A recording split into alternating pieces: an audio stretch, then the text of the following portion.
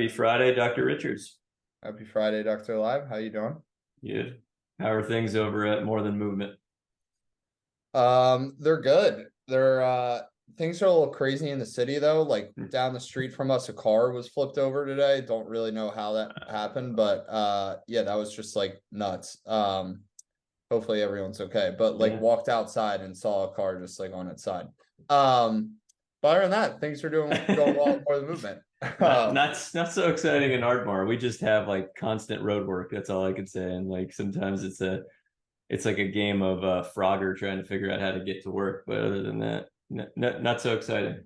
I feel like they're always like digging up pipes or something over there. Yeah. Like, yeah, It's, that's and it's already like such a non-linear grid situation to get in there because there's all these like weird one-way streets. So you don't know what way to go already. And then with all the road work, I literally have to like put my car in reverse, to get to work sometimes, like back in. It's crazy. yeah. I think I've gone the wrong way down a one way to get there Yeah, before. sometimes you're gonna have to bite that bullet, like if they Just give you gotta no other find a way. choices. Yeah. Yeah. All right, so today we're going to continue our discussion about modes of training. Last week we talked about strength training, the principles of strength training. Now we're going to switch gears to power training, which has quite a few similarities, but we'll certainly talk about the differences. And I think like strength training, power training certainly has there's a lot of misunderstandings around it. People will use the term, not really understanding, what it is. So I think it'll be good for us to talk about it and where we fit it in with our clients, with our patients, but also in our own, training, because it can be a tricky thing for the average, general population client to understand, like, where do I fit this in? Because there's an element of velocity, which is important, but sometimes gets a little bit scary, and it's hard to know, like, all right, when am I ready for that? So hopefully this will be a useful conversation because it's from a longevity and health perspective, like we need power in our lives and we need to keep it in our lives because more than strength, I would say power is something that's going to be taken from us with age quicker and more aggressively than even strength. So hopefully this will be a useful conversation. Yeah. So where do you fit? Let's talk about, like, your workouts personally, currently, but also just in your athletic career. How did power training show up for you, and how do you continue to use it? I mean, it's something I think I keep in at all times in one way or another. I guess I just like in a very broad sense of with the intent of moving something faster versus like something heavy and slow. Um, Most recently it's been popping up like in the form of actual sprint training. I've been getting on the field a good amount and doing a good amount of like sprints, some various types of jumps and plyometrics. Because that's kind of how I end up using it the most, I would say, like with my client population. So it's been, learn and also do type of thing with that. But then also in terms of like actual in gym workouts, I'm trying to think. I think like today I did a lower body workout. I don't think I had a whole lot. I had some jumps sprinkled in there throughout. I would say it's gotten more general and less specific now compared to what it was when I was actually training to play a sport. And like I remember during that time we went through like the French contrast training with which is, mixing up heavy slow work with more fast work in different ways and different loading schemes. But I would say there was a lot more kind of purpose and intent then, a lot more structured actually, versus more recently I've just allowed a lot more play with it, in terms of actually being less structured and getting less caught up in the nuance of it, which I think, like, thinking about the vast amount of people, it's probably fine to be pretty general with things. Yes. Because even if you are an athlete and you're training for something specific, like I don't know. I just think my mindset has shifted where it's like, okay, probably moving a bar at like 0.75 meters per second versus like 0.7 meters per second. Like it's not going to make the biggest difference in the grand scheme of things. Right. So yeah, long-winded answer of saying it's in there, but it's pretty general. And I like to kind of use it as a way to play and be flexible. And I've been playing pickleball recently, so I'm getting There some you in go. there. Perfect. But how about yourself? I think, just to piggyback on what you're saying there is like maybe put a few definitions behind power training so you can, see by what you're mentioning there that everything that would involve power training would have an element of velocity.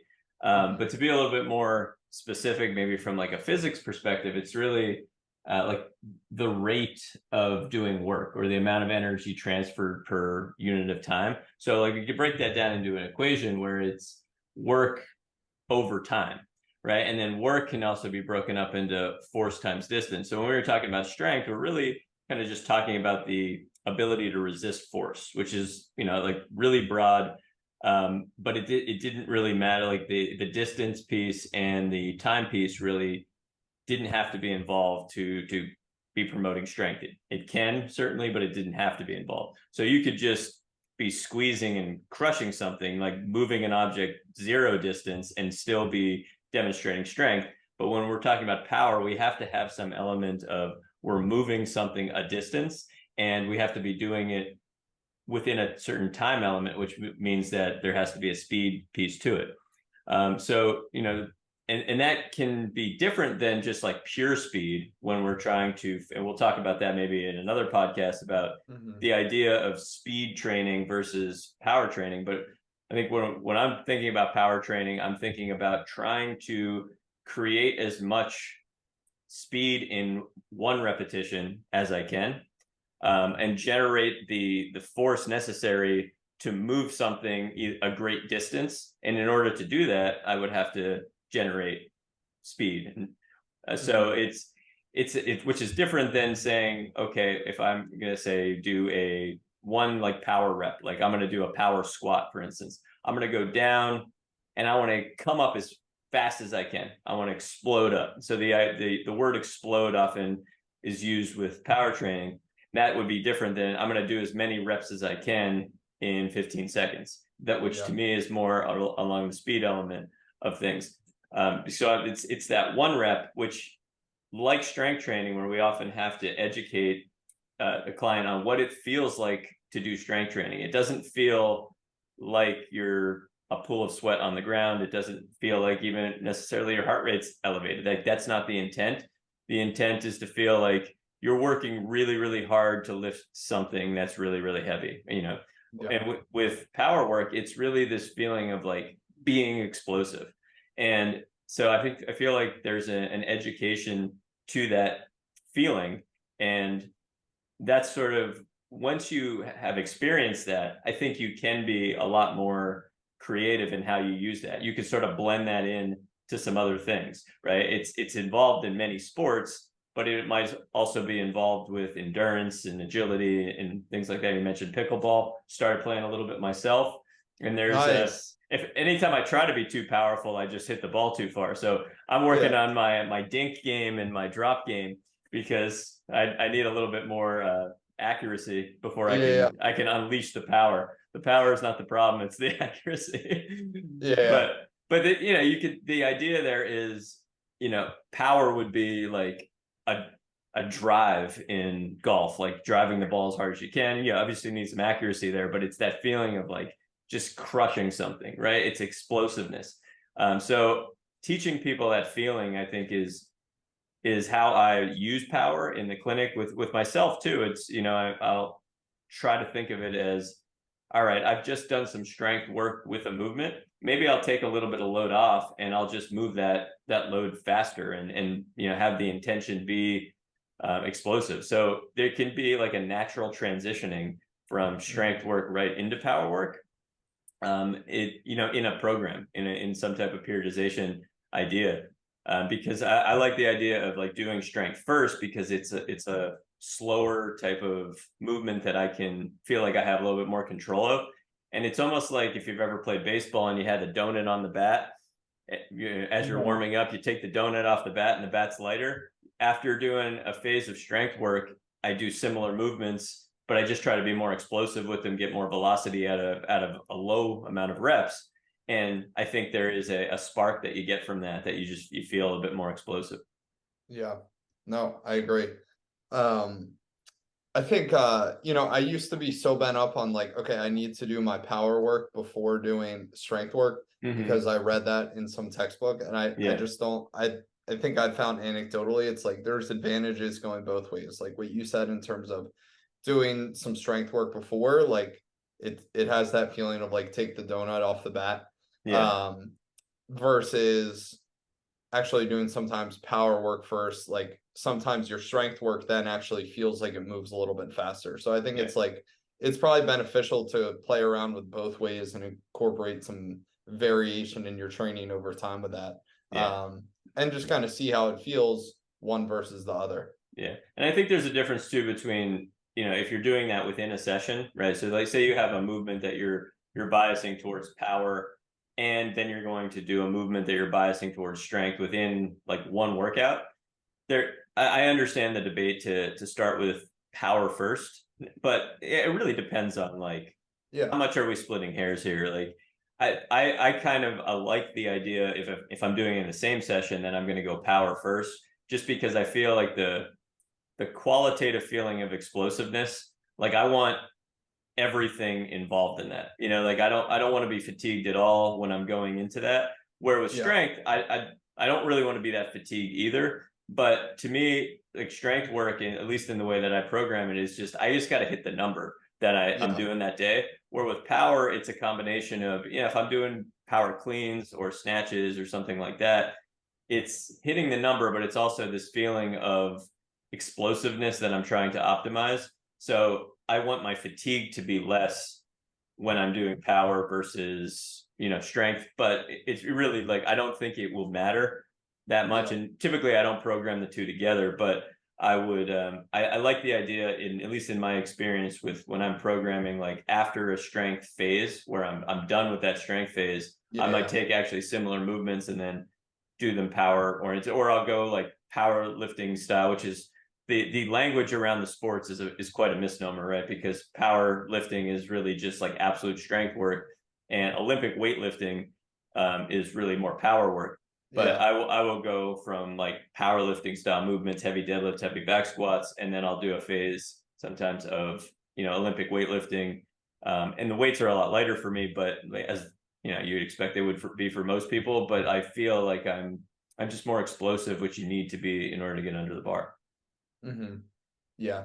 Yeah. And taking fatigue out of it is, I've found like and I know we said we'd do another episode potentially on like specific speed training, but Mm-hmm. it's like, that's the thing where I notice it the most, where Mm-hmm. like if I sprint before doing like a lifting session, Mm-hmm. feels fine. Like my lifting session feels unaffected Yeah. versus flipping it the other way around. Like if I'm going to do them in the same day, Yep. that it's like the sprint suffers considerably. Yeah. Um, and I found also that like that ends up working alongside with conditioning too, like doing conditioning before strength Yeah. or power work will greatly affect those versus like if you have to do a bunch of stuff in one day, saving conditioning sometimes for the end Mm-hmm. is like that's going to be the least affected thing in terms of order, but I kind would of going agree. on a riff there. But No, and I think that's a good point, and that'll segue into what we're going to talk about cardio too. And I would say I would yeah, totally agree with you. I was having that conversation with a patient today, where if you're going to do some cardio, like to me, the cardio is really about the heart rate more than the output. But if I'm going to do something with speed, strength, and power, like it really to me, that's more about the output. So like if I have somebody on a rower and I want them to focus on speed, like pure speed, or even like pure power, like try to get as much as you can with each pull, like show as much wattage as you can on the concept two with each pull. I'm going to work on that absolutely first, because fatigue is going to play a huge role in that. And then from a cardio standpoint, you're actually sort of like revving the engine. So then once you start to like sit into like maybe zone 2 cardio, or maybe you're even trying to go like zone 5 cardio where you're trying to get your heart rate up a little, you've already revved the engine there. So it's a little easier to get your heart rate up, even if your output isn't maybe as much as it would be. Like you're not going as yeah, fast to get your heart rate up. and that's totally fine. So it completely makes sense, and it's way more comfortable to do your power speed stuff first and then finish with, conditioning or cardio. And I think a lot of times that's synonymous terms. But yeah, that makes absolute sense. And it's sort of like when you play with it yourself practically, it becomes very obvious where it's like, okay, yeah, I have to go do strength now after my cardio. Like, good luck being strong. Like, you're not going to likely hit your numbers, or it's going to feel much harder to hit your numbers that you're trying to hit from an output standpoint. Mm-hmm. When I know you mentioned like the Olympic lifts, and we've talked about kettlebell variations in the past, but thinking about, what exercises are you thinking about when you're looking to develop power, whether it's personally or with clients?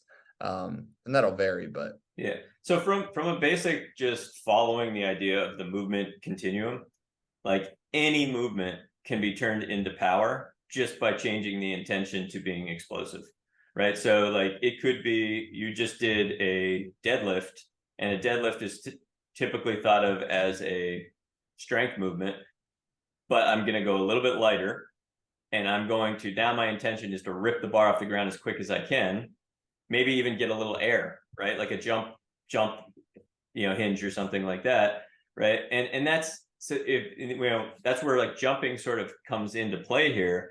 But I think a lot of times one of the downsides of too much jumping is the landing, where when you add an explosive concentric movement with load, you may naturally get a little air. You might actually jump, but the intention doesn't have to be to jump. It has to be to, extend your hips as much as possible. And if you get enough explosiveness and enough momentum, you come off the ground, but the impact coming down is going to be a lot less.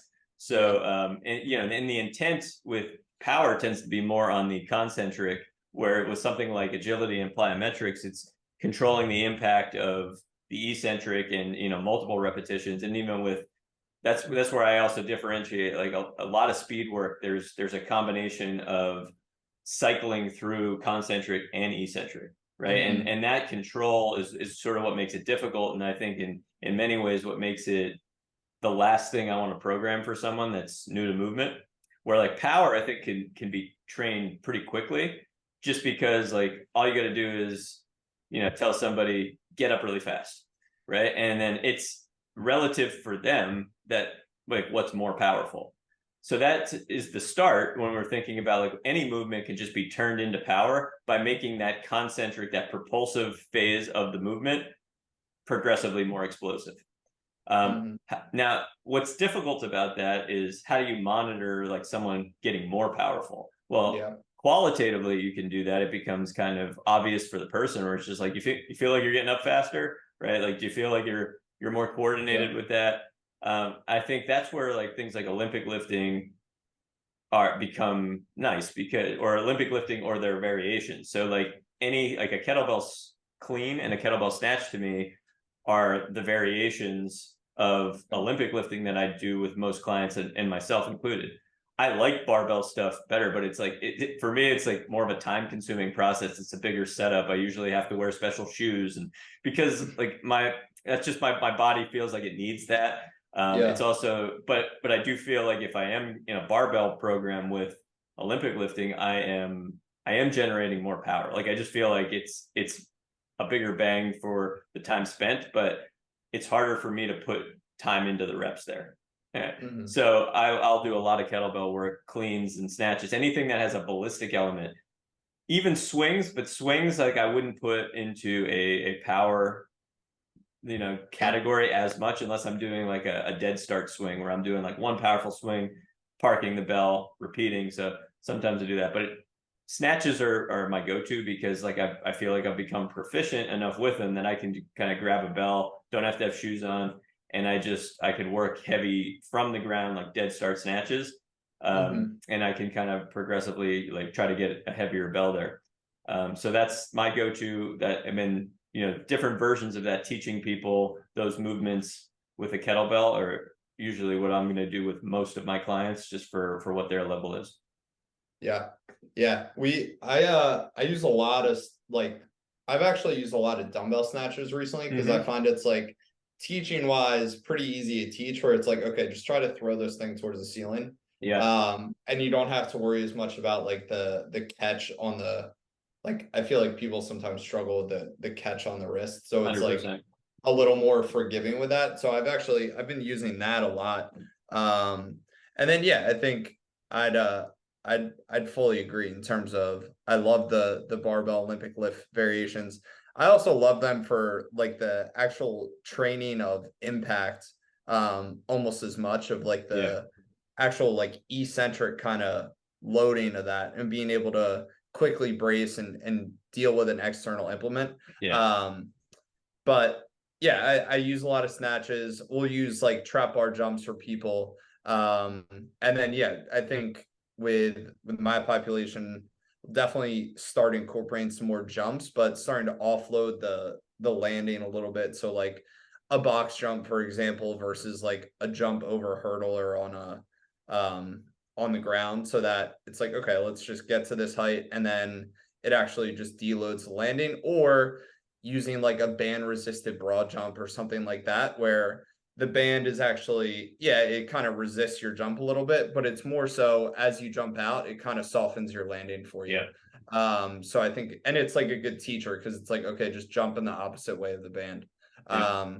So those are just like simple things I think I've been using a lot, and that tend to work well with the people I work with for the most part.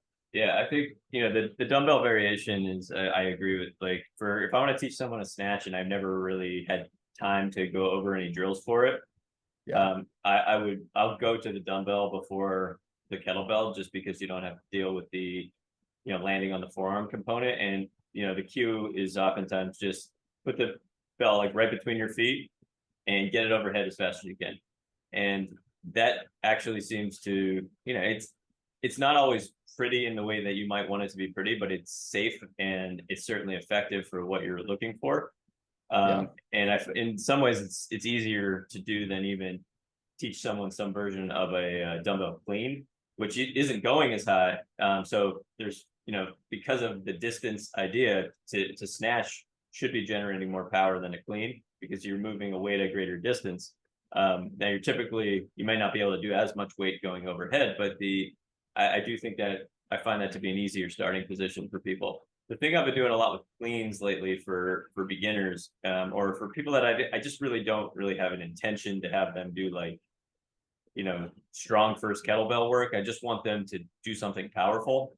Is I just have them do a goblet clean where they, two hands on one bell as if they were going to do like a sumo deadlift with that bell. But then I just have them like switch from handle to Yeah. the bell. And I think that idea of having to switch your grip is what gets people out of the habit of like curling the bell up, like holding onto the bell too much. So, and that happens, I find, with, if you're doing a single bell clean, one of the harder things is to get people to loosen up their grip enough and not pin their arm to their side and curl it up, right? Is Yeah. to actually sort of like allow it to be a catch. But I find it to be a lot cleaner when you just do 2-on-1 early on, if you without much cueing whatsoever. And the only Yeah. cue is really just like where they set up, make sure the bell's not too far out in front of them. I found that to be successful, and even with like Zoom sessions, with clients that I have that are over 70, that, it's just, all right, like, do a 10, work it up to, a 40. And it's Yeah. cool to see, like, okay, that we're doing 3 to 5 reps there, but it's really cool to see that they absolutely can continue to work up the weight. So that shows them absolutely like more of a quantitative improvement in power. But it's something that like is pretty easy for anyone to do. Yeah, I do use those a lot too, actually. I think it's like it just like you feel it pretty quickly, Yeah. as to what it should feel like. What about like if someone's training at home, how are you doing things with them? I know you mentioned like, for instance, just trying to speed up movements you're already doing. But what are some examples? So fast sit to stands end up being one of the best. So you can think of them as like box squats with just Yeah. a really explosive concentric. So that will tend to be, one of the first things I do. And I'm a huge fan of the sit to stand, whatever you want to call it, like the chair squat, the box squat. for so many things, I think it is such a versatile tool, right? Like you can obviously add weight to it. You can take the chair away and make it a regular squat, but Yeah. I mean, it is really decently studied in research too, right? So they do the timed up in go test, the chair 30-second chair rise test. Yeah. You know, these things are looked at by the CDC to they give you basically like a quantitative number to see like if somebody's slowing down there, they're getting closer to being a higher fall risk, closer to death, things like that. But they also are just a really easy thing to do. I know I've had like people in my family where I just want to like give them one thing to do to start at home. It could be like just do 30-30 chair up and down from the chair. So that's going to be a little Yeah. bit more speed / cardio conditioning stuff, but just do that. I'm not going to give you anything else. Just do that, because from a behavioral standpoint, just that one thing, like people are already sitting in a chair, it just starts to get the ball rolling a lot of times. Yeah. But then you can turn that into whatever you want. So now I can actually slow the tempo down. Say I want to turn it into more of a body weight strength style workout. I'm like, make 5 reps hard now by going as slow as you can on the way down, pausing and hovering your butt off the chair for a little bit, as slow as you can on the way up, right? Make 5 reps hard. Then it's going to be, all right, sit down, pause for a second, regroup, be as explosive as you can off the ground. If you want to jump, you jump. You don't have to, but just feel what explosiveness feels like coming off that chair. Do 5 sets of 5 of that, right? So the programming for strength, just to sort of keep it linear and easy for people, would be maybe it's 5 by 5. Well, I'm going to do 5 by 5 again for power work, but I'm just going to give them that different intention of explosive concentric. You know, push-ups can fall into that, absolutely, right? Same thing. So like squats, push-ups, you know, if you're good enough at pull-ups, you do like an explosive version of the pull-up. I think this is where like I like some variation of what looks like a kipping sometimes. Like when if you know how to kip well, like do a kipping pull-up well, like it doesn't have to be a flailing movement. It's really about like you can get your hips involved with a pull, right? Just like if you were doing a push press, right? The idea of a push press is, okay, I'm out of strength pretty much in my upper body, so I'm going to now dip and drive my hips to finish the rep, so I don't have to do as much with my upper body. Well, that's sort of what, you know, if you have a bar that you're confident in, you can do strict pull-ups, and then all of a sudden, okay, now I want to just explode up. Well, maybe I have to use my hips a little bit. So a tight kipping is a power movement at home. Now you need some equipment in a bar, but like if you have a bar that you're confident in, that could be something that you're adding as a pulling option for power work. Yeah.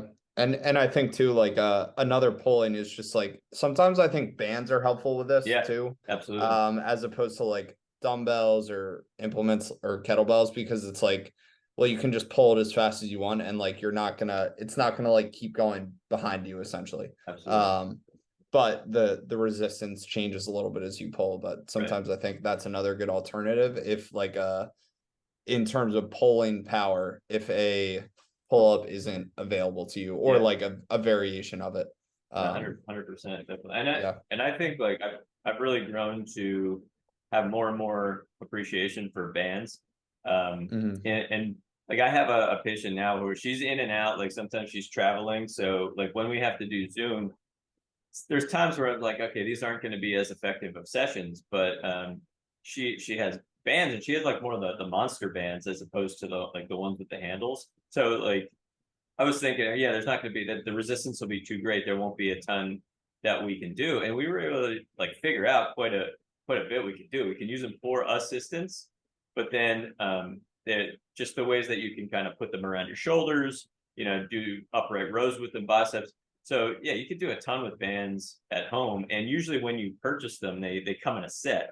So it's not like a really huge investment. It doesn't take up a lot of space, and I think, yeah, like I've definitely opened up my eyes to like how to use them better with clients, and I think they're very effective. They're also can really be blended nicely into trying to do quote unquote mobility training, right? Because there's this element of assistance as well as resistance, depending on how you position your body, which I think is kind of awesome, where you can put people into deeper ranges of motion than they might otherwise go into if they were doing like a push-up that or something that's a little bit more high intensity, and you can have them mess with tempo. So ultimately that's what we're talking about, like this blending of strength to power is really just messing with tempo. So you go grind it out, go really slow, and then add a ballistic element to the concentric, but you can do it from progressively greater ranges of motion. So now you're getting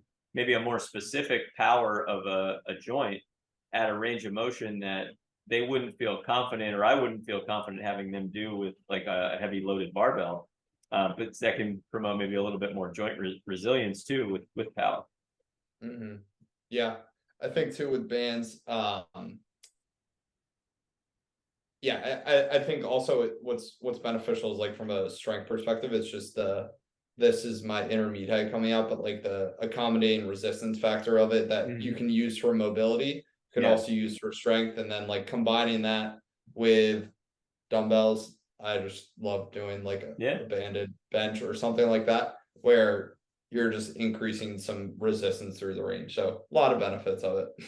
Yeah, I think it speaks to what we were talking about earlier with the idea of like taking the donut off the bat. Like with bands, I feel like they have an element of that's slightly different.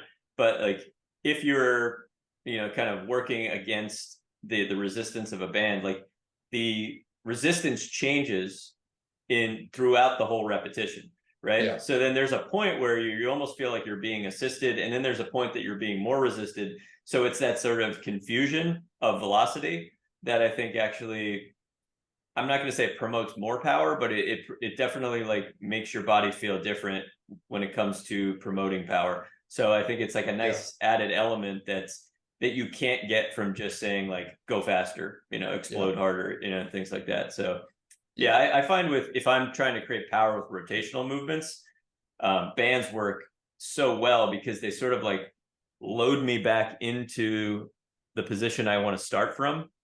And then I'm able to create power into that resistance, but then I do have to like follow the band pulling me back into position. Yeah. And I could do that for like single reps, and then that easily blends into, okay, I'm controlling the eccentric to move right back into another rep, which I feel like there's something about that where it actually creates like a springiness, like coming in and out of it. So I feel a little bit more confident with the movement pattern, but then you can just slow it down and do one at a time, or you can easily turn that into multiple reps at a time. Yeah, it gives you a little bit more resistance to kind of accelerate into safely without feeling you're like losing control of something, which I think is nice. But yeah, couldn't agree more. And the last thing I think is obvious that it's in many gym settings, and a lot of strength and conditioning professionals that work with athletes use medicine balls for power work. It really just depends on the setting, right? Like, can you throw a medicine ball off of something? Yeah. And if you can, then that like throws end up being a great way to add power into a program. If you're at home with that, like one of the things you can do, you can blend a little bit of power work into some endurance work, into some speed work. Just go outside and throw a medicine ball as far as you feel you can throw it. So your power is going to be dictated by how heavy the load is connected to how far you can throw it, but then go run after that. Right. And then, repeat that, or just do it for individual sets, right? You walk after it, right? Like if you want to conserve your fatigue, and then you throw it again. I got into a habit. I have a nice football field by my house. I got a shot put, I got a javelin, and I got a discus, and I thought I was going to YouTube the technique. So I did that for a little bit, but it definitely felt like I felt just totally uncoordinated with it. But the shot put was the thing that I think I liked the most.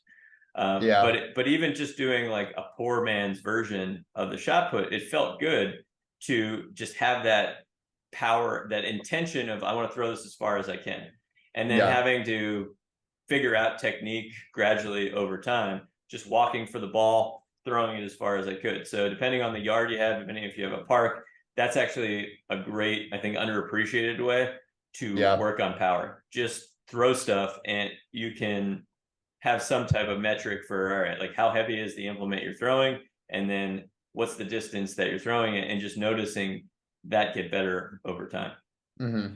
And that's a good way to take out some frustration too. I mean, and that's where to me, like, power fits in. It is sort of that anger aggression work. Yeah. So I think it's good to have some movements that are technical, like when we talked about the Olympic lifts. The Olympic lifting is like pure, it's high power, but it's not only power because of the technical aspect to it. And you mentioned before, it's like it's also the catching element, which is more like eccentric control. So I look at Olympic lifting, although it does promote a ton of power and it's a nice objective way to do that, you need more than power to be able to do that well. And sometimes it's not worth it if the intention is to just create power, because there's just you won't be able to actually like focus on the power element of it, because you're focusing on not having the bar collapse on you when you catch it. So just taking something where you change the complexity, you make the complexity very low, and just saying like throw this as far as you can, or rope slams where it's like slam the ground as hard as you can. Not you can use ropes in a lot of ways. Like that's a nice easy way to get anybody started on like the idea of power. Again, a harder thing to monitor progress with, other than just tell people like to make as much noise as possible. I have tried to use a decibel meter, believe it or not, for that. I don't feel like it's accurate, but like the idea of slam that into the ground, make as much noise as you can. A lot of times I will get responses from clients that like, oh yeah, I'm thinking, they'll be telling me a person that they're thinking about that they're having issues with. I've had some people start to say their ex-wife's name while making the contact with the ground, right? So it does go hand in hand with aggression work, and I think that's a useful outlet for people, but that's what we're trying to promote. Yeah, I couldn't agree more. Taking the skill out of it is so helpful for just being like, all right, I can just rip this thing and not think about it. Yeah. And that isn't to say, and I think that the conversation around Olympic lifting kind of gets jaded or confused by the idea of like, you don't necessarily need to do it to promote optimal power. I believe that's true. But I do think like when you start training Olympic lifting, you start to appreciate like there's a multitude of benefits. And really, I just think like you're getting more athletic by getting better at Olympic lifting, right? So that's a good thing. Now it's just a matter of like how much time do you have to put into something that's definitely technical. So you don't have just one exercise. So I don't know why there's all of the debate. It's like someone wants to train it, don't get in the way of them trying to train it, but like it might not be it shouldn't be their only thing on their power menu for most people, because it's going to be too technical to probably get to optimize your power unless you're like really, really advanced.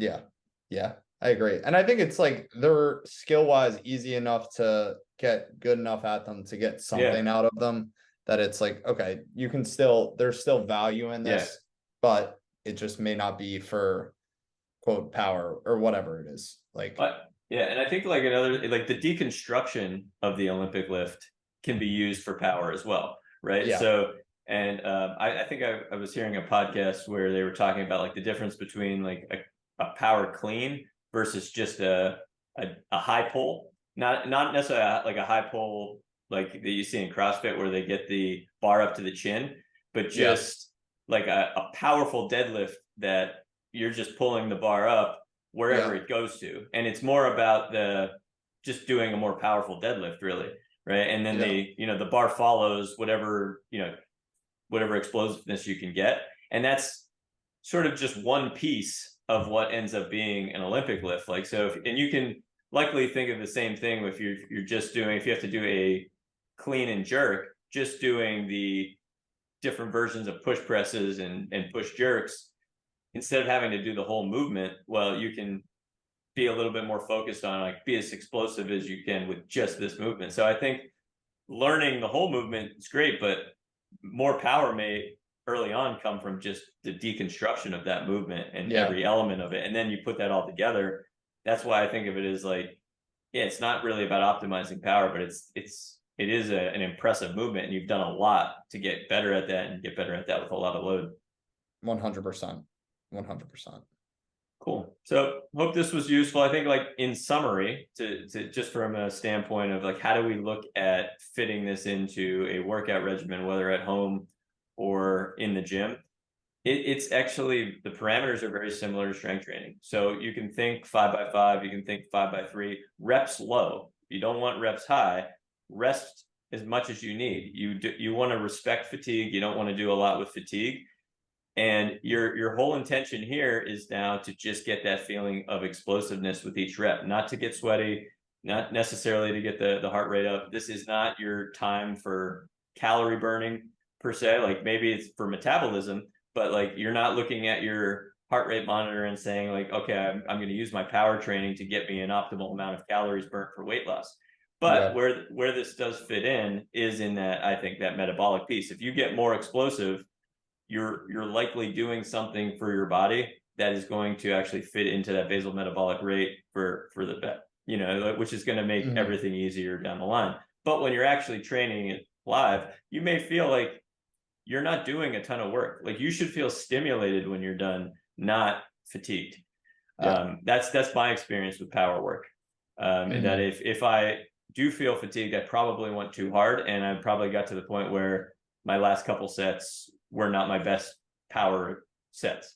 And sometimes that happens, but like, to keep it to what the intent is, you want to feel stimulated, you want to respect the rest, and again, it's going to fit into this sort of like 5x5 type of parameter with whatever you choose to do. Yeah, I agree. I think that's a good distinguishing factor of that too. Yeah, absolutely. All right, so next week maybe we'll touch on cardio. Like, I think that'd actually be a good conversation, and cardio and conditioning will sort of like blend that into one. Nice. And that's, we can also just discuss about, like, we're talking about strength, we're talking about power, we're separating these things out. Do you ever really need to do that? I don't know. It depends on who you are. I like to sometimes, but for general health, fitness, longevity, it's good to know the absolutes, and then you keep the principles, but you can absolutely blend them all together, depending on what your intentions are. So I think conditioning, we'll include that conversation more about like mixed mode programming, along with cardio, and we can talk about our different ways of thinking about it. Awesome. Looking forward to it. Likewise. I will see you next week. See you then.